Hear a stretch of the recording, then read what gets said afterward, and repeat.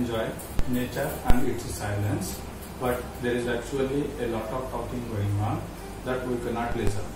In this video, we will discuss about plant-plant communication and try to find answers for questions like: do plants communicate with each other? If yes, how do they do? Why plant communication is important? A remarkable example of plant-plant communication comes from tobacco plants, which are genetically engineered to be ethylene insensitive. Normally, the leaves of wild-type tobacco plant tend to stop growing as they approach neighboring tobacco plants. This may stop them from wasting energy on producing leaves that would be shaded from light. However, the ethylene insensitive plants tend to grow their leaves over the neighboring plants, giving a clear evidence of loss of plant-plant communication through ethylene gaseous hormone. The difference in the response that we see in control and ethylene insensitive plants is known as shade avoidance syndrome. It is a set of responses that plant displays when they are subjected to the shade of another plant. It often includes elongation, altered flowering time, increased apical dominance, and altered partitioning of resources. This process involves plant-plant communication in order to identify whether the neighboring plant is friend or foe. Shade avoidance syndrome can be better understood by plant-plant communication between kin for light in Arabidopsis. Kin plants were able to recognize their neighbors without root contact. As you can see, kins are planted in different pots. On day 7th, the siblings promote light sharing by horizontally reorienting their leaves to minimize shading. Running away from stress is not an option for plants. Plants are exposed to various stress factors such as disease, injury, herbivory, extreme heat or cold. They lack rapid movement to escape from the threat, so they have developed strategies to protect their neighbors by communicating them about the threat. How do plants communicate with each other? Whenever there is a threat, there is an induction of systemic response which is communicated to the neighboring plants through airborne signaling molecules which are known as volatile organic compounds, or through underground mycorrhizae, leading to the induction of systemic response in nearby plants. We will discuss each one of them in detail. Here we have a simple evidence of systemic response in Arabidopsis plants. The red arrow indicates wound in the leaf. The blue color indicates a reporter to the jasmonate, which is a plant stress hormone.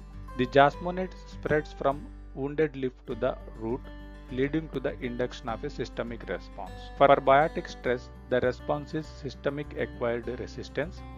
For abiotic stress, the response is systemic acquired acclimation. How the systemic response is transmitted in the entire plant? There are many different hypotheses to explain this phenomenon.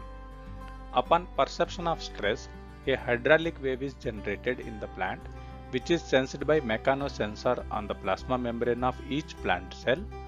This leads to the generation of calcium wave or reactive oxygen species wave or electric wave, leading to the generation of a systemic response. So, the systemic response involves plant hormones. It is quick and fast, specific, and is used to communicate with kin using volatile organic compounds. Whenever there is a threat, plants emit volatile organic compounds to warn other plants about the threat. The plants which pursue vogues can prepare their own defense to combat the threat. Plants can create a specific messengers for communication by changing the blend ratio of volatile organic compounds. Volatile organic compounds involve members of the oxylipin, terpenoids, and other molecules like ethylene and methyl salicylate.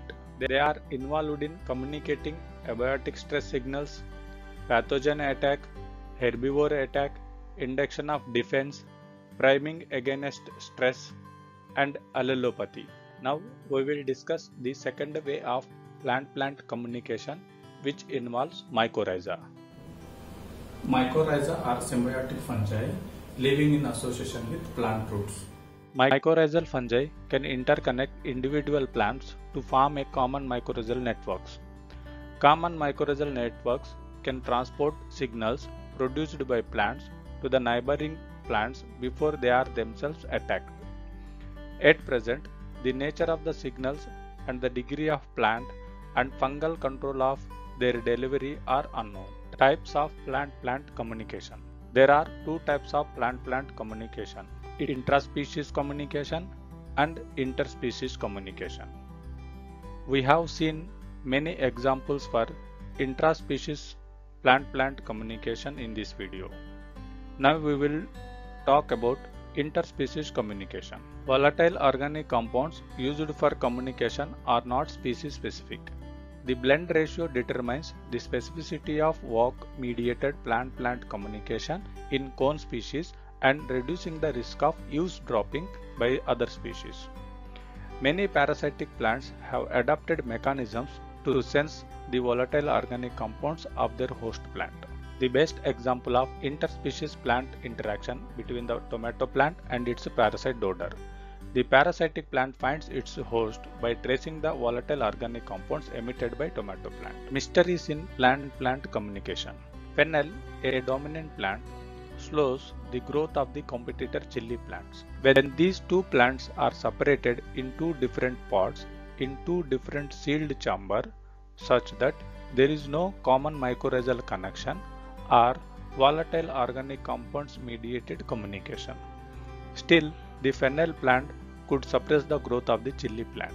Plant communication has lots of mysteries to be solved. So why to study plant-plant communication? Understanding the plant-plant interaction will help us to restore the ecosystem that is damaged by human interference. Studies in this field will help in deciding compatible crop plants, thus helping in crop management. To summarize, plants perceive various stress stimuli such as light, temperature, change in nutrient, pest or pathogen attack. These signals induces a systemic response which is communicated to the neighboring plants through volatile organic compounds or common mycorrhizal network. Upon perception of these stimuli, the neighboring plants adapt themselves or get primed to the changing environment. Thank you.